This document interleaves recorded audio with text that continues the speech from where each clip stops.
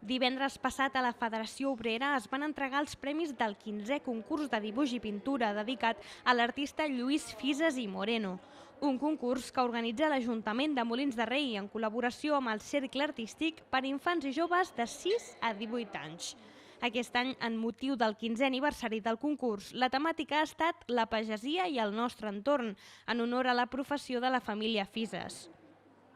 Aquest concurs va començar de la mà del Cercle Artístic com un acte d'amor, en homenatge al pare, que era pagès, però que estimava la terra,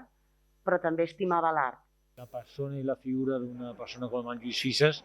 que els que el coneixem de fa molt de temps pensem que tothom ho ha de conèixer, però si se li dona el nom d'un premi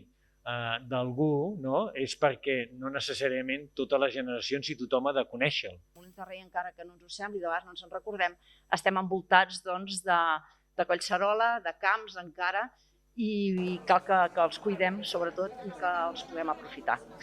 Els premiats i premiades han estat en Guillem Hilari Ferrer i la Kira Rossi per la categoria de 6 a 9 anys, l'Alexandra de Cunha Gil i la Júlia Ferrer Roig per la categoria de 10 a 14 i finalment pels joves de 15 a 18 anys aquest any hi ha hagut 3 premis per en Nil Vinyets Fernández, l'Abril Esteve Lliuró i l'Alba Naranjo Montserrat.